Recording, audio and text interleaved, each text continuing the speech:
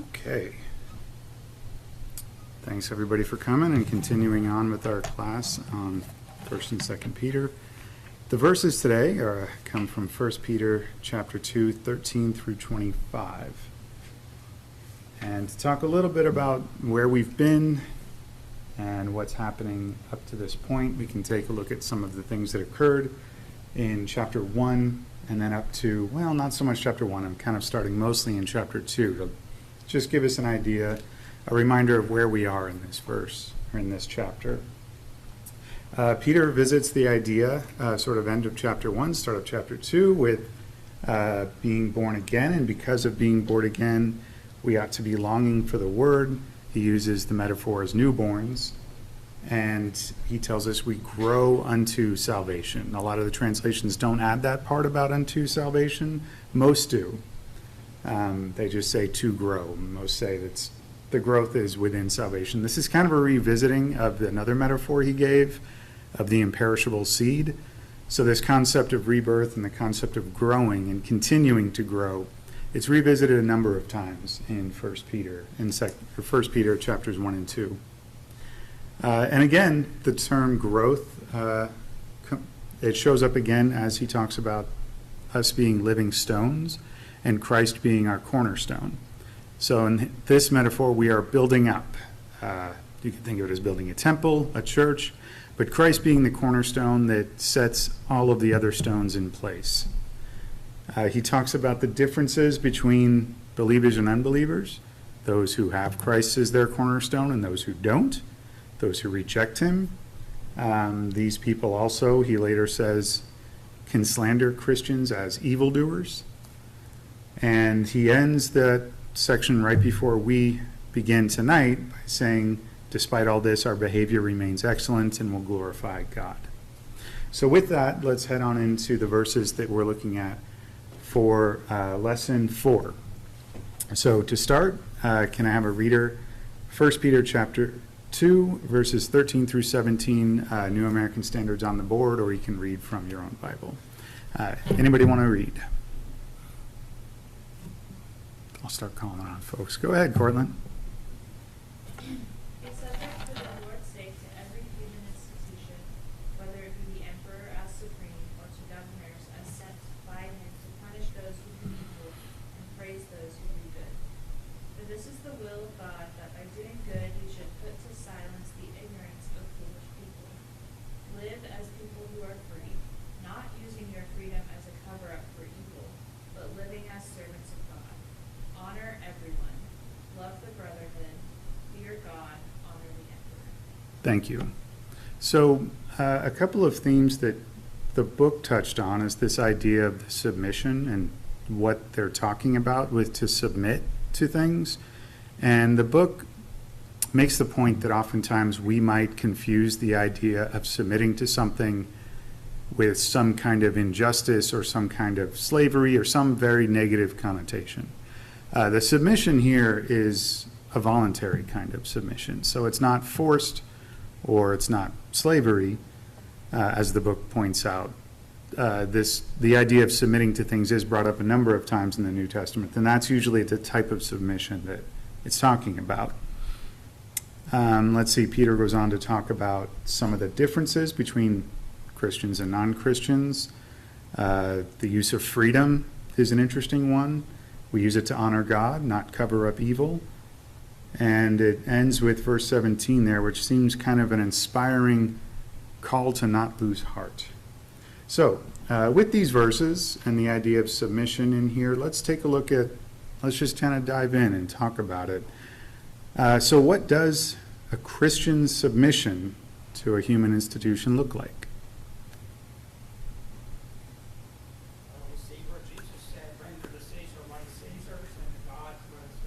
Mm-hmm. Pay your taxes. Right. And we had that repeated in Paul's language. You know, concerning render what is due, honor fairly, fair tax, and tax. Mm-hmm. If they are servants of God, punish those who do. Mm-hmm. That is submitting to that authority. Yeah, so there's some specific things you mentioned that involve a Christian's submission to a human institution. you pay your taxes, right? You follow the law and the order. You know, these are things that we can do to pay honor to governors, to governments, to kings. Specific actions that you mentioned. That is what submission to a human authority looks like. I know it works, but we're out of trouble. We're not a troublemaker, In fact, right? we're just the opposite. Right, Don't pay the taxes, oh, here. You go. right. Back to business, whatever it is God wants to do. Hmm. Yeah. Any other thoughts? Andy? Just an observation. I don't think of Peter as being the most submissive person. Mm. If you look, especially at earlier stuff, that kind of get the impression reading between the lines that Peter really probably resented the Roman occupation of Israel and all that that brought with it, and he was not real congenial, if you will, about some of that. But it appears that later on, it looks like Jesus got a hold of him, and he straightened himself out and became what he should have been. Interesting. Yeah, and you know, he may have been writing this letter from prison. He's either in prison or he's close to being put in prison. And that's a difficult thing to do, to submit to that level of authority. But he did. Yeah. Somebody said, do you want me to call down fire from heaven on these people? Stand here a minute, Jesus. I need to go and cut this guy's ear off. I'll be right back. Right. All that kind of thing. The lessons we learn with age. Yeah. Right. Yeah. Yeah. Yeah. Other observations with these verses? Well, notice how, again, within considering who it's written to, we always have to keep in mind that he's speaking to people who are in the kingdom of heaven, who are sojourners and wanderers, as we've seen Yep. on this earth. You are in the kingdoms of the earth, and you better behave properly while you're there. That is an interesting theme that Peter does come back to quite a bit, and it's an important one. I found that, you know, I could have built my thought-provoking question out of many verses, because there's a lot here. Like verse 15, it's interesting to think about how a righteous action of a Christian can silence the ignorance of the foolish. I'm not exactly sure how it does that, but it's interesting to think about. And to me, it kind of reminds me of verse 12 of the same chapter, where he says, keep your behavior excellent among the Gentiles, so that in the thing in which they slander you as evildoers, they may, because of your good deeds, as they observe them, glorify God in the day of visitation. And it sort of makes me think of kind of a long-term goal of a Christian. It's the behavior of a Christian may not, you know, have the result that you really want it to right away, but in time it will show that the good will win out. Well, the silencing is a result of godly people doing what is right. Mm-hmm. So again, let's go back to the text. See, it's an explanation. In doing what is right, we now expose the world for what it is. Mm-hmm. And the ignorance of men about who God is and what he wants. See, we learn so much through the gospel about who God is. And we learn that, okay, the Jews were always at odds with everybody, they could not stand being under the yoke of the Roman government. And they were constantly causing trouble in one way or another. And that was not what God wanted. In the same way, when they were deported to Babylon, what did he tell them to do? Submit to the authorities. If we go back and look at history, he told those people, submit to the authorities. But there was a bunch of them who decided they weren't going to do what God said. And guess what happened? the ones that tried to stay in the land and fight. But the rest of them, God told them, you obey what they tell you to do. You submit to their authority. So their ignorance caused them more trouble than they needed of who God was. Yeah. And it did that to them time and time again. And it can to people, if people resist the governing authorities, and we now understand that through the gospel, God established those authorities to punish those who do evil. And that's why God has them there.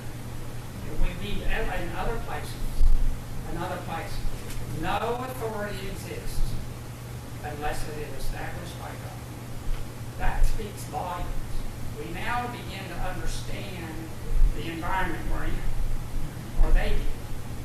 I'll try to keep it back then, because they were under the Roman authority. They're beginning to understand. Now, that doesn't mean they're a bunch of nice guys, right? But they exist by God's authority.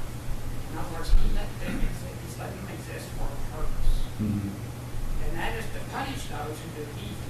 Right. But His people, while they're on this earth, I only want you engaged in activities that are pleasing to me, and right in His sight, God's sight. That's all I want you to have engaged in. You're not to be out here getting greedy, trying to cheat people, or do any of these other evil things. You're supposed to be doing what's right in my sight, and that's it. Yeah, and it's very clear. He makes that clear. Verse 14 is kind of exactly what you were saying, that the governors were sent by him for the punishment of the evildoers. And then 15, such is the will of God. So it's, when someone asks a question, why submit to the government, you can just say, well, the will of God, and you can stop there. And there's more to it. There's more to break apart with that, but you could stop there. But the idea of now I can show a person, an ignorant person, ignorant of God, or ignorant of God. That's ignorance.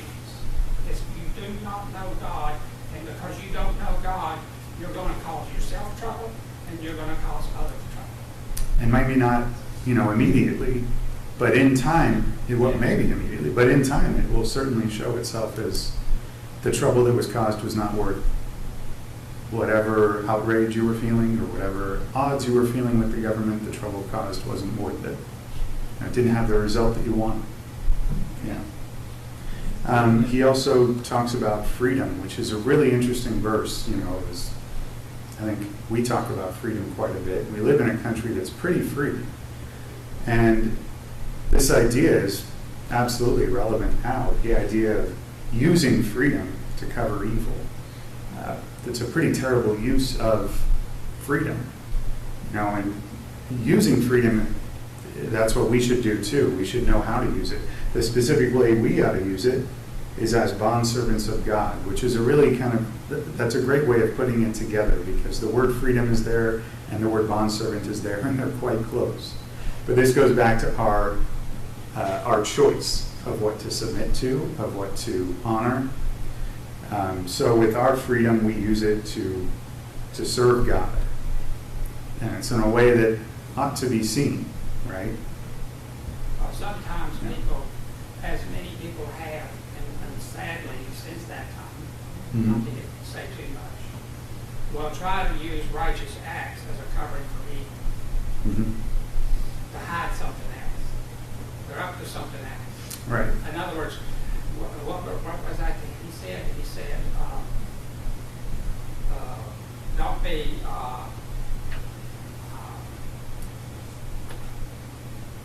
don't pretend like you're going through another eye service. People who put on a show when the master's in the house.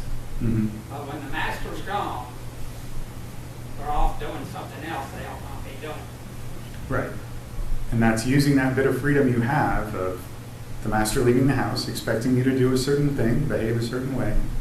If you use that freedom to cover things, you are not acting in a godly way. Yeah. Andy, go ahead. Isn't it kind of pithy? This just kind of dawned on me. Isn't it kind of pithy and symbolic. That Peter cut the ear off of one of a group of people who wouldn't listen. The ear, you know, it wasn't the arm or the hand or the anything else. It was the ear. Now, isn't that kind of pithy and symbolic of what was going on with the nation of Israel? You know, I hadn't thought about that, but maybe it is. It's interesting to consider. Yeah. So there's another interesting part in verse 17 I wanted to touch on before we move on to the next group of verses. I'm going to go on pretty quickly here, but I did like this last verse, verse 17, which is sort of the inspiration-driven verse of, you know, don't forget to do these things. You know, all this, the submission, this can be difficult, but remember to honor all people. Remember to love the brotherhood, fear God, honor the king. It doesn't mean you can't love other people as well as honor them. You can love the brotherhood and you can love all people as well. You can also honor the people that are the brotherhood. It's, you know, it goes both ways. But it's interesting to think about the last part there. You fear God, you honor the king. I don't plan on fearing the king. The fear, I'll save that for God, as well as honor. So that is, it's interesting that sometimes it goes both ways, but it doesn't always. The fear of God is an important part of what it means to be a Christian, not necessarily fearing a governor. Well, I think look up that word honor in this context. Mm-hmm. What I did look for was the idea of honor is returning value. In other words, you know, you're giving value, the same value back to what's due. Okay. And it's certainly true. I'd have to go look at this word. I didn't look at it in this context. I apologize. But the fact is, that word, in most places, like give honor to honor, fear to fear, tax to tax. Mm-hmm. So if I think of it in this terms. If somebody does a job for me, I better pay them something that's worthy of the job they did. That's in kind, right? Mm-hmm. And that's how I honor them. Similar to honoring the king when I pay taxes. It's due. They're doing a service for God, and which means that I don't have to. I know that they're there to do a job for God, to punish those who do evil. And it's within the context in the other passage of for conscience sake. Because God is the one that's going to take care of that problem through them when somebody does evil to me. Mm-hmm. Or anybody else. Somebody steals from me, murders me, whatever. They're supposed to take care of that. Because that's what they're getting paid for. Right? They devoted their life to that. Yeah. In similar way, honoring can also be the idea that you need to honor people by rendering due what's due. Mm-hmm. Same way with our parents. We need to honor our mother and father. What does that mean? Well, your parents raised you. They gave you life. They saw to it you had all that you needed until then. And one day they're going to need your help, probably. As children, we need to honor them by seeing to it that they have what they need when they no longer can provide for themselves. Yeah, I'm going to move forward, but yeah, it goes back to that concept, the verse that you brought up before, render to Caesar what is Caesar's and render to God what is God's.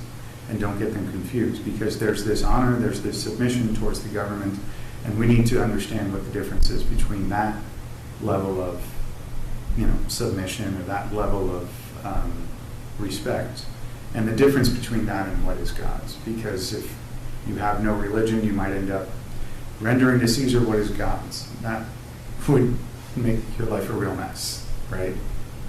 Yeah. Okay, so let's move on up to the next group of verses. There's 3 groups here. So the next one is 1 Peter chapter 2, 18 through 20. Volunteer to read those verses. Go ahead, Sarah. Servants, be submissive to your masters with all respect, not only to those who are good and gentle, to those who are unreasonable. For this finds favor if for the sake of conscience toward God a person bears up under sorrows and suffering unjustly. For what credit is there if, when you sin and are harshly treated, you endure it with patience? But if when you do what is right and suffer for it, you patiently endure it, this finds favor with God. Thank you. And so we've talked a lot about this idea of submission to the government. It can be difficult if there's something unreasonable in that respect. I'm going to skip this question in the interest of time. But, we talked about that submission is different than what we do when we pay honor to God. And that submission isn't always easy, and it certainly is not easy for Peter. He's, possibly in prison right now. But let's take a look at that last point there. There's something really important that he says in the end. Because Peter talks about two kinds of suffering, right? There's a type of suffering that results from doing wrong. There's a type of suffering that results from doing good. Either way, you're suffering. So, devil's advocate, what's the difference? Does it matter? You're going to suffer either way. Why does it matter? It matters to God. It matters to God. It better matter to us. Does suffering feel different if you're suffering for the sake of what is good versus doing something that is the sake of evil? It does to those who believe Jesus. Because now why you're suffering. Mm-hmm. You're suffering because you're doing what's right. And that is what he told his disciples. Mm-hmm. You suffer for my name's sake, then you're blessed. Well, look at the ones in Acts, right? From the get-go, the Jews started going around from house to house, dragging people out of their house, taking their possessions and all that stuff. Mm-hmm. And they were rejoicing because they were able to do it in the name, because they realized that the only reason it was happening was because they were doing what was right inside of God. Mm-hmm. They believe God. Now, if I go out here and steal something from somebody or kill somebody, and I get punished for it, okay, I'm going to get what I deserve. From who? The governing authority. And those are servants of God who punish those who do it. Right. So that's the difference. So yeah, if you're suffering for the evil you've done, you had it coming, right? This is appropriate. I'm getting what I had coming. If you're getting that speeding ticket because you were speeding, you're kind of like, well, yep, you got me. But if you're suffering for what is good, there's something fairly noble about that. It's difficult. I believe the book brings up Matthew 17. Enter through the narrow gate, for the gate is wide and the way is broad that leads to destruction. And there are many who enter through it. For the gate is small and the way is narrow that leads to life, and there are few who find it. If you're one of those few, there is a great deal of honor you can feel in doing that and having found that. To suffer for what is good can be noble. Suffering for evil is appropriate.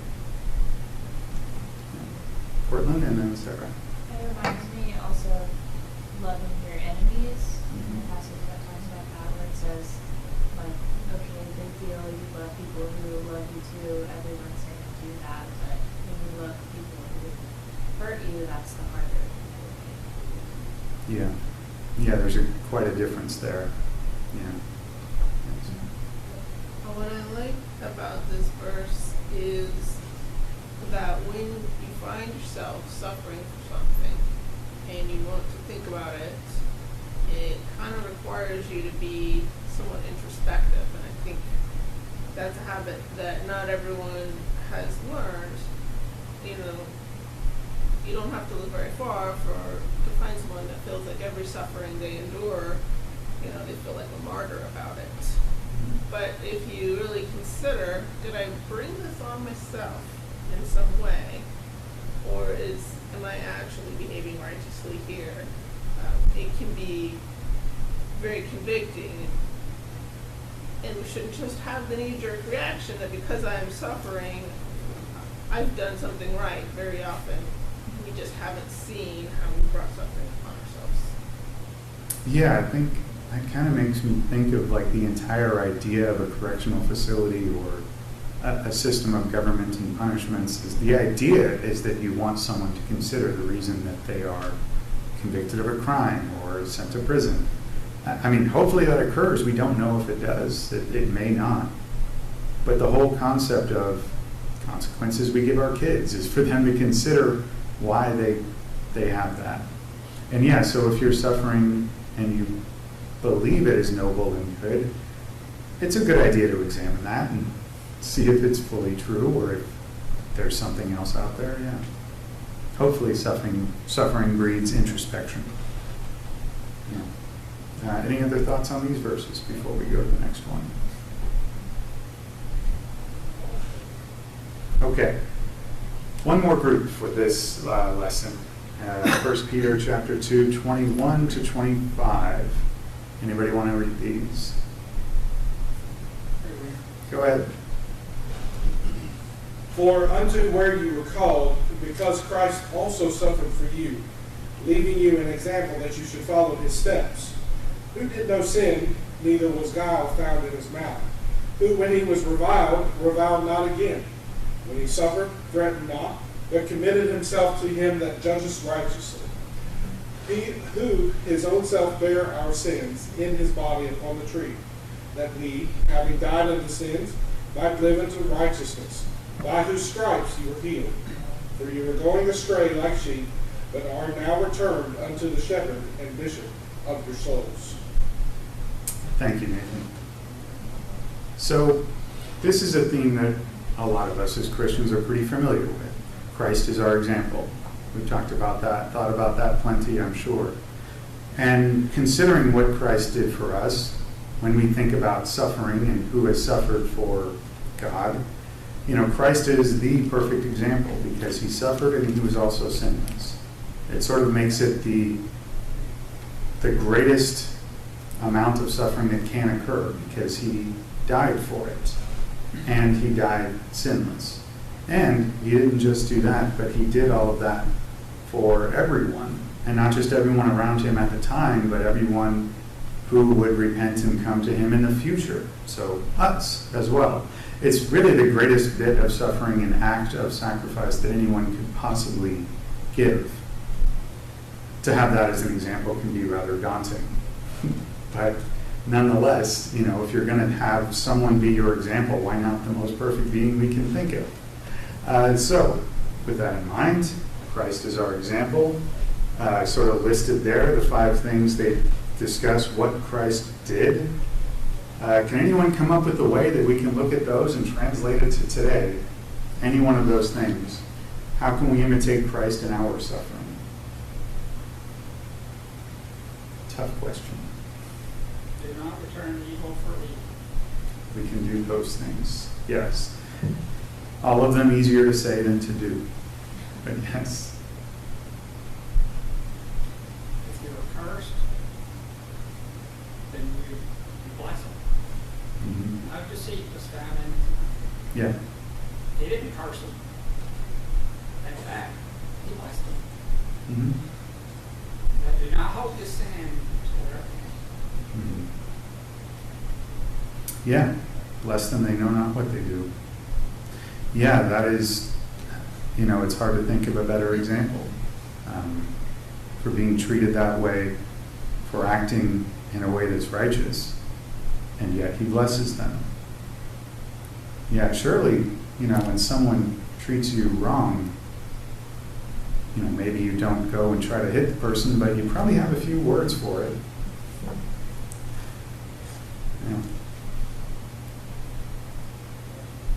Yeah, the example that's often given, getting cut off in traffic. How many evil words do you have? It's quite endless sometimes, but this is not what Christ would do.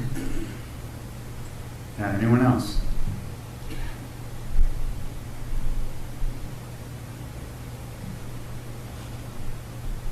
All right, well, let's head into the study questions. There's 4 of them this time, so we have enough time to go through the study questions. Question 1 for lesson 3. Is submitting to the authority of ungodly rulers reference verses there. The same as being in league with them, supporting them, or enabling them to continue. Why or why not?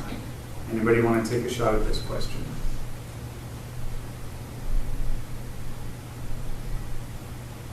I'll give you my answer. No. No, it is not. I could argue with you on that. So why not?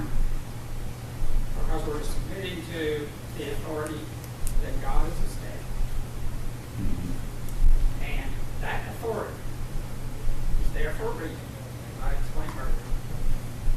And it's that clear. It's a revelation of this talk that we see now through the gospel. But those people in authority will be judged for what they do with that authority. All men will be judged according to their own work. Everybody's going to do. That's what part of the gospel is revealed. So, but I know people get their head wrapped around the axle about, again, paying taxes and what you're supporting and all of that at some point. You know, if you focus on what Jesus said to do, faith, hope, charity, you will come to a realization that once that money's in their hands, they're the ones responsible for what's done, not me. I gave them what they wanted, and I know why I did it, and that's because God said to do it. I've got other things to deal with, more important things that God wants me to focus on. They got their money, they're going to be judged for what they do. That's a really good point because, you know, yes, I pay the taxes, right? But there's an overarching reason I'm paying those taxes. There's the will of God. There's God's authority. So this dictates my actions. And it's greater than, bigger than human institutions. And one could easily make the argument is if you're paying taxes, you are supporting and enabling that governor, whatever it is, that institution to act ungodly. In league with, maybe not so much. You know, if you're just paying taxes, it doesn't put you in the same, like if they're planning something evil, it doesn't mean you're also planning it. But one could make that argument. But as David said, our intention is the will of God. But then you see, that in itself, understanding and knowing God and why that authority exists, silences the ignorance of foolish men who would like to make an argument against it, just so they can justify the evil they want to do. Right. See, again, I like to go back to the example of when the children of Israel were carried off into Babylon. Babylon was judged by God for how they treated his people. But he told them to submit to their authority. You know, it's like now most people have got a Bible or they've heard it and they know what God wants and they can read it. And most of the people that got authority now, they can read it if they want to. They're going to be judged for the authority they have in their hands. They wanted it, they got it, they're going to be judged for it. Yeah. That's what they wanted to devote their life to. Sure. I saw Sarah, then John. I think someone, it ties back to the question that you skipped about why should you submit to the authority of unreasonable masters? And part of that is everyone is at time unreasonable. Everyone is at some time ungodly. Everyone, and submitting to authority, that would be the reverse, to put yourself in a situation to always judge all actions of authority, put yourself in charge. It makes you the authority. That said, beyond, a situation of paying taxes, like everything, you submit until you are being asked to do something ungodly. There was probably no government worse than the Roman government at that time in terms of doing ungodly things and terrible, evil things, and they were being commanded to submit to them, but only insofar as the government was not directly asking them to act against God. If that was the case, then Christians were willing to martyr themselves, not to renounce Christ or do. They didn't say, oh, well, the government asked me to stop being a Christian, so I have to submit to the government. Right. They stood up for their principles in terms of their actions, but that doesn't mean that we should have an expectation that everything a government does needs to meet with our approval any more than everything our boss tells us to do needs Right. with our approval. Yeah, and human institutions are desperately human. And, they may throw you in the lion's den, but you don't have to cut the rear off on the way in. Well, you just said Daniel in the lion's den. Why was he thrown into the lion? For worshiping God. And what about He his didn't friends? stop that. His friends. Right. Well, That's the whole point. That's- is yeah. that The gospel has shown us the truth about who God is. right. And as long as we pursue what is right in His eyes, we will be able to make those decisions. Yeah, Without it's, that. it's the overarching goal that we don't lose sight of. It was that part, those verses in 17. Don't lose heart. Don't forget what we are here to do and what we're called to do. And we are not to Exactly. be of this world, part of this world. We're only wanderers and sojourners. And do not set your heart on anything in this world, because, oh, by the way, he's going to tell you later in the next letter, or maybe this one or the next letter, God's going to burn it all up anyway, and He's got a reason for doing it. John? I would answer, it depends. First of all, we need to recognize that for a Christian living in the first century, they had no say about what the government did. They had two choices, submit or not. Mm-hmm. Certainly, same with taxes. Depending on what our ability is, maybe we need to approach it a little different. I.e., if we have a senator who is opposing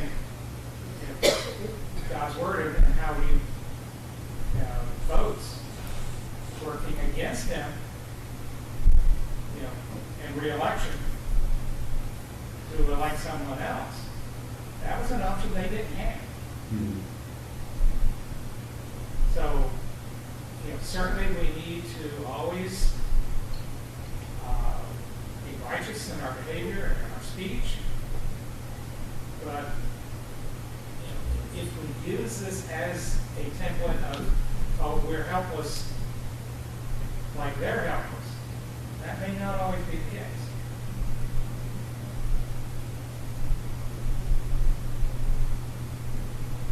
Yeah, that's good thoughts. Was there another? Yeah. Well, also, so if we are doing the Declaration of Independence, are they doing right or wrong when they're not following the ruler of England? This is our country at that point. So, is that right or wrong from reading this and just hitting with this ungodly ruler, the King of England? Are we doing it wrong? Are we supposed to have continued supporting him? Mm-hmm. What? Right, so the question about the Declaration of Independence, was that a rejection of authority of a human institution? I'm going to plead the fifth and get back to you on that. I don't know. That's a tricky one. That's not tricky. You don't think it is? Go ahead. They rejected the authority. Yeah. That's And what they I'm tried saying. to use words that were in the Bibles lots of times to justify what they were doing. So should we stop celebrating on the 4th of July? Well, people can do what they want. I'm just saying that we should not be deceived by what the world does. There were people who opposed what they were doing. And you know what? They suffered it. They suffered at the hands of the people who were rebelling. Mm-hmm. That's all I'm going to say about it, folks. I'm just telling you, if you first understand what God wants and why, and then you can try to wrap your head around what man did with these words from that time when ungodly and unfaithful men got their hands on these words and started trying to use them to get what they wanted. But then, if the rulers of the colonies become the authority, then you submit to that authority. Or do you continue to submit to the King of England? Wanderers and sojourners in the land. Anyway, I'll step out of the sticky gray area for a minute. We can go on to the next one. So, the next question. Why do you suppose Peter addressed the conduct of a Christian servant or slave, but not that of his unchristian master, especially an unreasonable one? So why was that master, the unreasonable master's conduct, not addressed by Peter, and yet the slave who has to submit to him was addressed?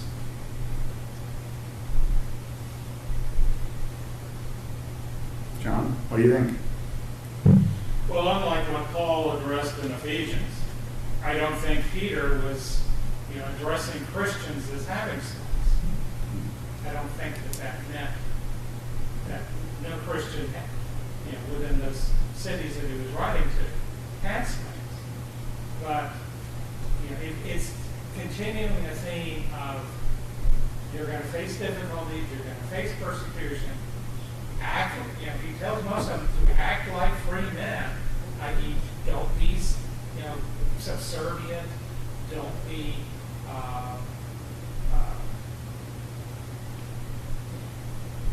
afraid to get out of your shadow, if you. Yeah. But when you face people who are imposing difficulties on you, embrace them. Mm-hmm. And if you're a slave, in the legal system, you were owned by the other person. So you had really no choice again. Mm-hmm. Just like if you were a part of the citizen of Rome, like the emperor said, well. Yeah. Sarah? Well, an unchristian master would be reading the letter. And if he was, you've got the entire Bible telling you how to treat people. Right. Specifically the book of Philemon, talking to, Philemon as a master, how to treat his servant, Mm-hmm. Onesimus.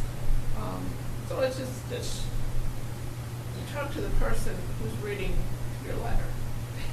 Right. And you wouldn't be talking to one that isn't. That's all. Mm-hmm. Yeah, that's a good point. Know your audience, but also, there's always external factors that we don't get to control, and they can make life difficult for us, and we need to know how to act in the face of those external factors, be it a government that is ungodly or a boss. And and that's what Peter's writing to.